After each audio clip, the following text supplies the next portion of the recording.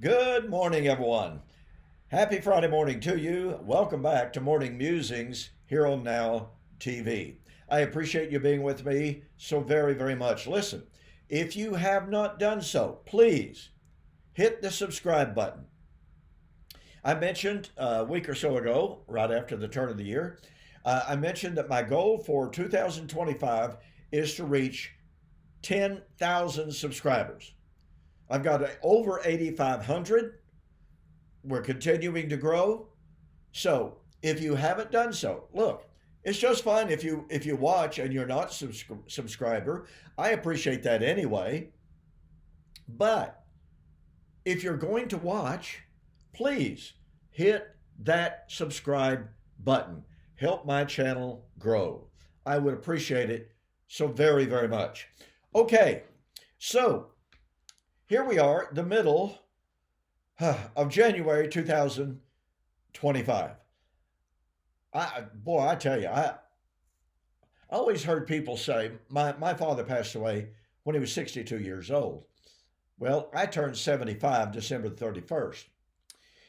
But I used to hear my father say, boy, the older you get, the faster time flies.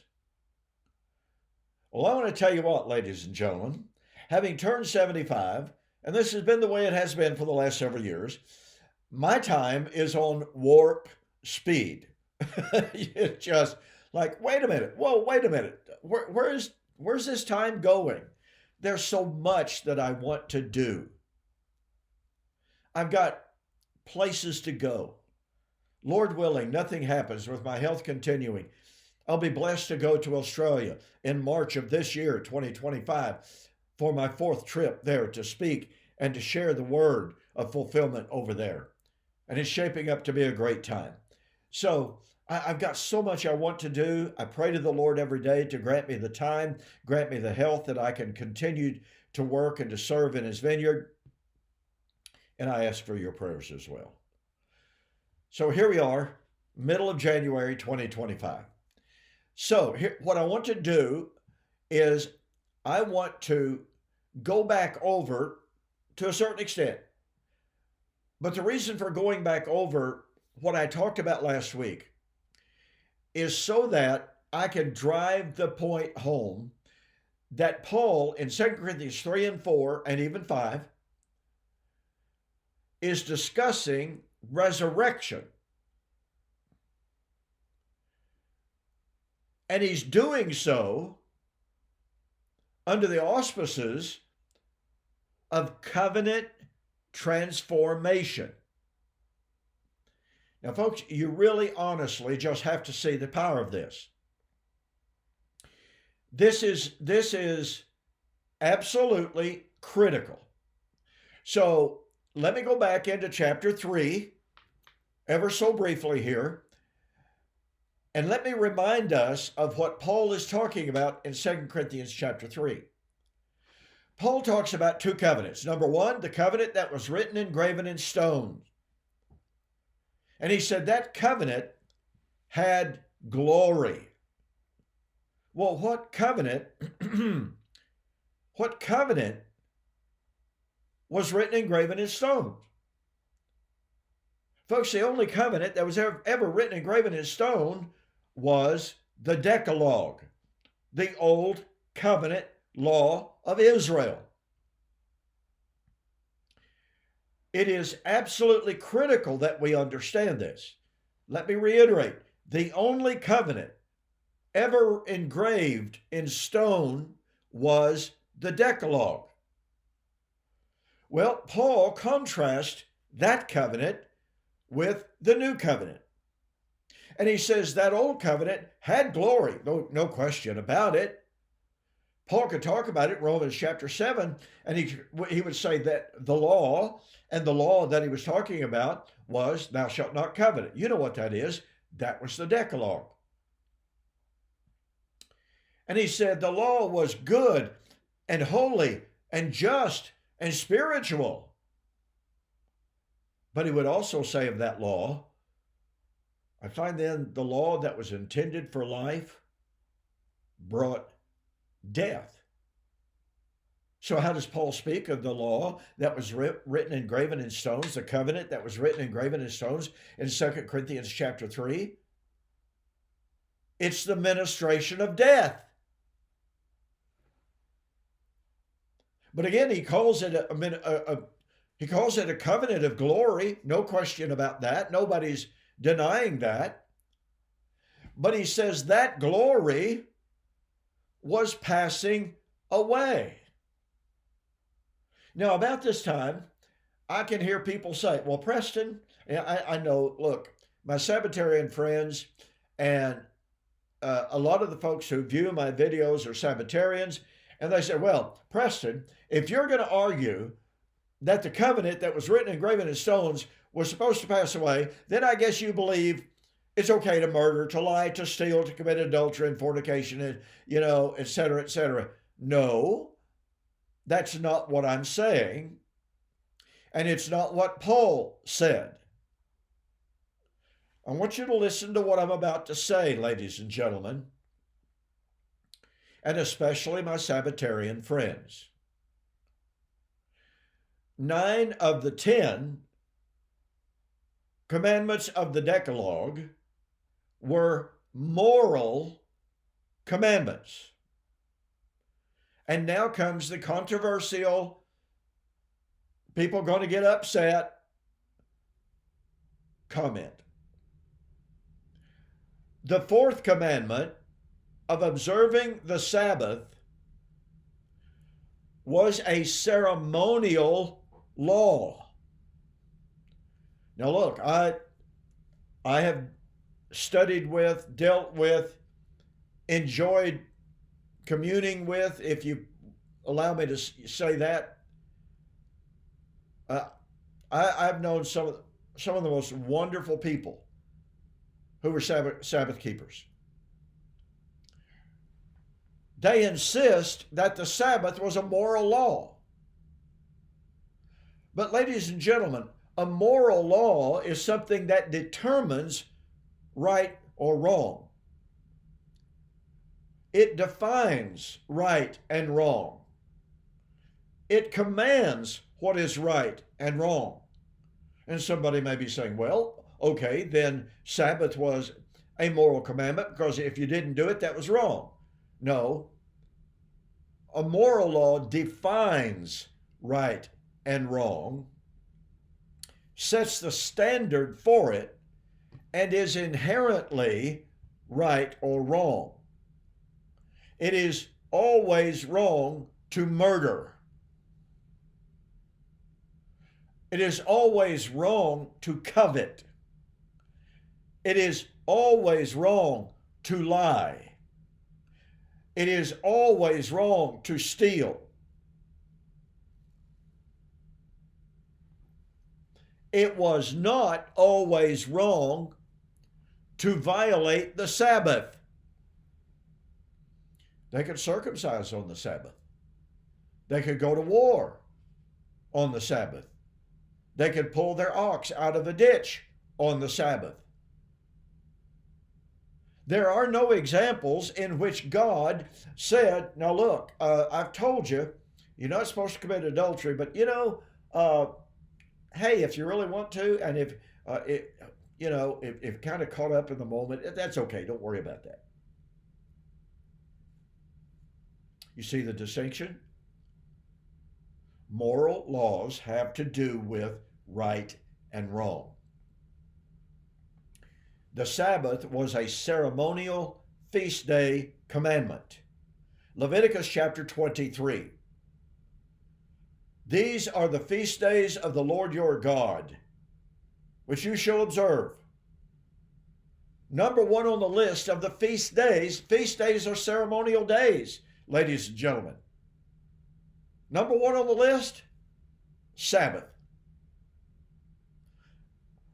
Pardon me. Thus, there literally can be no controversy about whether or not Sabbath was a ceremonial law versus the other 9 that were moral mandates. So Paul could say in 2 Corinthians chapter 3 that guess what? That covenant, because you see, that covenant containing the Sabbath was a distinctive covenant. It incorporated the moral laws that had existed for centuries beforehand into the covenant, and then incorporated a very distinctive, exclusive covenant sign of the Sabbath. Again, as a covenant sign of God's deliverance from Israel from Egypt. Deuteronomy chapter 5, verses 1 to 15. The Lord delivered you out of Egypt, therefore the Lord gave you a sign of the Sabbath. The moral commandments of the Decalogue were not a covenant sign of deliverance from Egypt. Remember, it had always been wrong to lie, to steal, to murder, to covet, to commit adultery. Always. There are no examples in which it was wrong to violate Sabbath except Exodus chapter 16, standing in the shadow of Mount Sinai where the fourth commandment was given. It's the only time. Never any indication otherwise. Okay, I've got to hurry here. The point being that Paul could say that the first covenant, the covenant that was written and engraven in stones, that glory was passing away. And not only that, he designated that covenant as a ministration of death.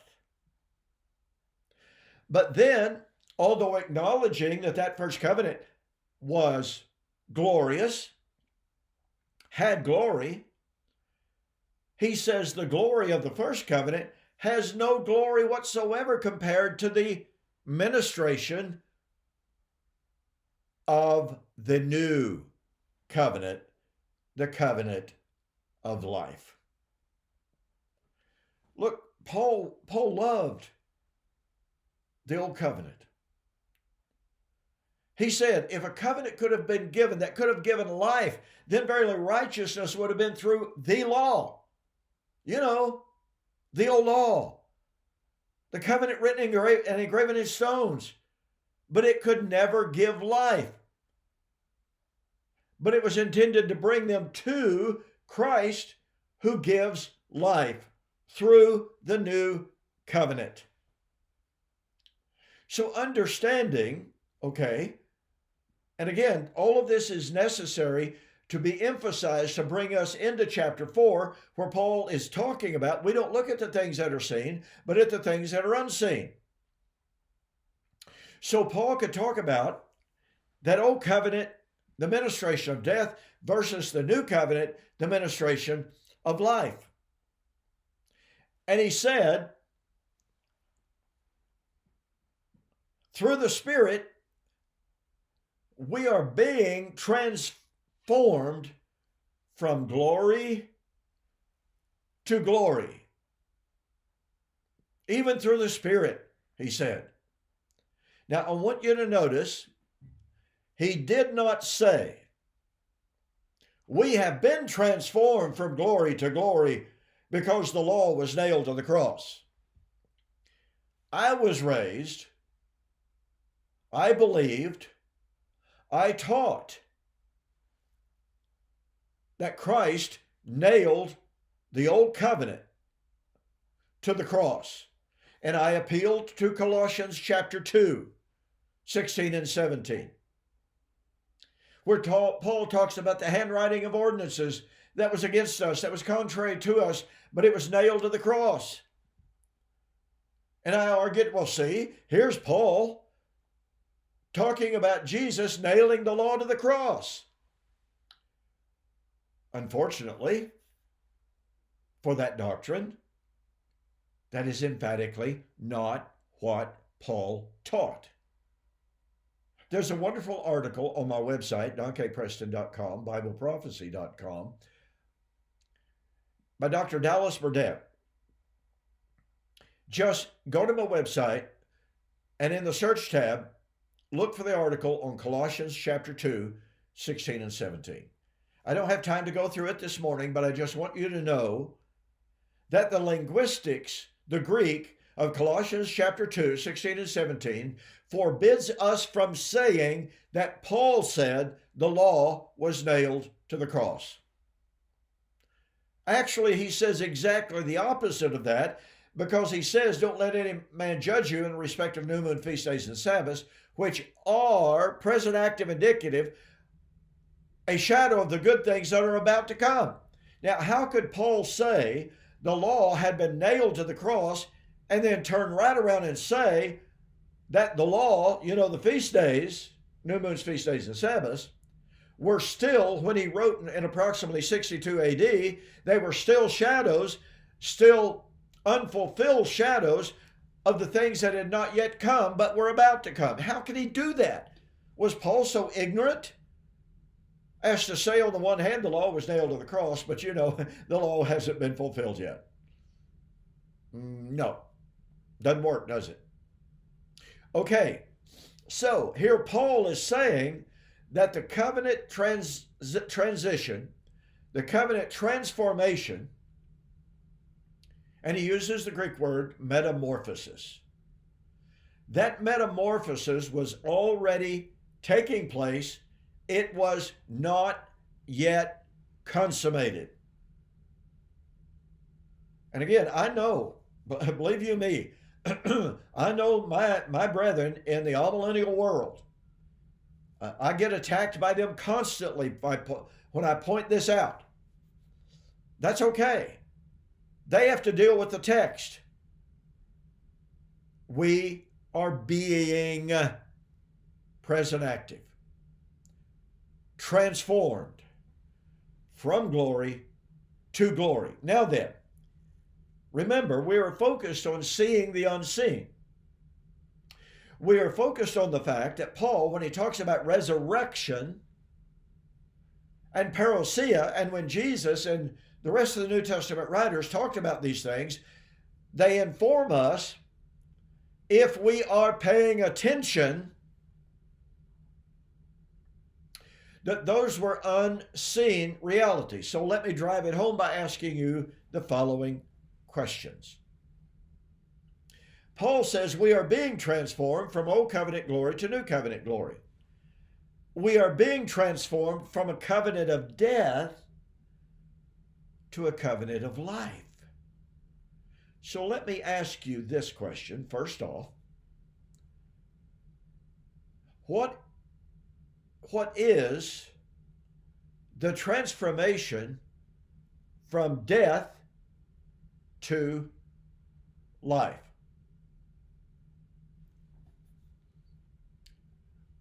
What is the definition of being delivered out of and being delivered from death and being brought to and into life? Folks, isn't that resurrection? It's kind of like Ephesians chapter 2, which is not dealing with covenant transformation so much as it is those who were Gentiles outside of covenant. They were never in the covenant with God. And yet he says, and you who were once dead in your sins and trespasses, has he made you alive. And he has raised you up and made you to sit in heavenly places. And by the way, he uses the Greek word for that is translated as raised up. He uses the Greek word egeiro, which is the precise same identical word that is used to speak of Christ being raised from the dead. Now, Christ was raised physically, bodily, visually. Were the Ephesians physically, visibly, bodily raised from physical death? Pretty obviously not. I mean, unless somebody wants to go about proving that the Ephesians had all been dead biologically, but somehow had been raised from the dead to establish the church. Who's going to try that? I'm not trying to be facetious, ladies and gentlemen. I'm just trying to get us to see that Paul is using the very terminology of death and life. When those Ephesians had, to use the terminology of Romans chapter 6, had been buried with Christ in baptism, they had joined with Christ, they were joined with Christ in his death, in the likeness of his death. They had joined in the power of his death by being baptized. They had been raised in the likeness of his resurrection. Now, folks, or they would be, I should say. They had been, they would be. It's a process that had started. Okay? If we have been planted together in the likeness of his death, we shall be also, future tense, in the likeness of his resurrection. Well, that's future tense. Everybody wants to say, well, see, now Paul's talking about physical resurrection. Well, wait a minute. Wait a minute. Paul says we were buried with Christ by baptism into his death, that like Christ was raised from the dead by the glory of the Father, we also should walk in newness of life. For if we have been raised together with him in the likeness of his death. Had they physically died like Christ? Christ died physically. Paul says you died like him. Christ had been raised. They had been raised like him and would be raised like him. Now listen, once again, it's more than obvious. Paul is not talking about people who had physically died. No, they had obeyed from the heart the form of doctrine that had been delivered to them. Romans chapter 6, verse 16 and 17. What was the form of doctrine delivered to them? The death, the burial, resurrection. That they had obeyed that form. They had not biologically died. They had not been biologically raised out of the grave. They had been buried in a likeness, So I hope you're beginning to see that just like Paul could talk about death and burial and resurrection in Romans chapter 6, and he could talk about death and resurrection in Ephesians chapter 2, and in 2 Corinthians chapter 3, he could talk about the ministry of death and the ministry of life, and being transformed from the old covenant of death to the ministry of life.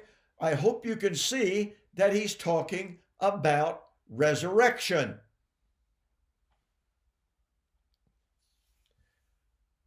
Which raises the next question.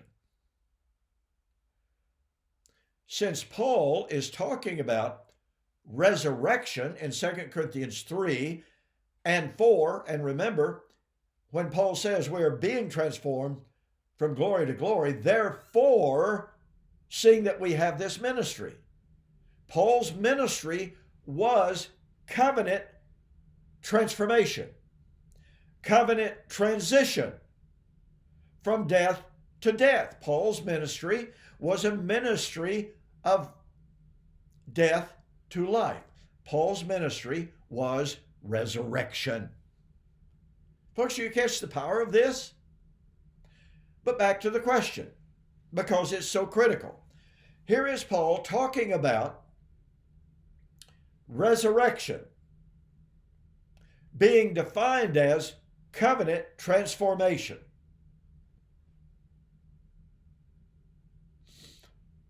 could anyone visibly, optically see the transformation from the covenant of death to the covenant of life.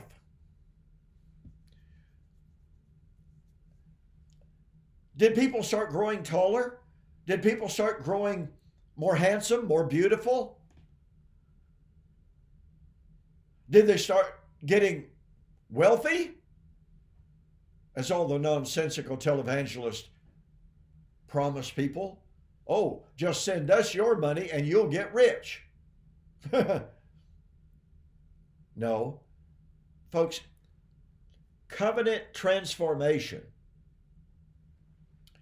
was something that was taking place in their heart, in their mind, and in the mind of God as these people obeyed the invitation to come into Christ. To reiterate, no one was seeing anyone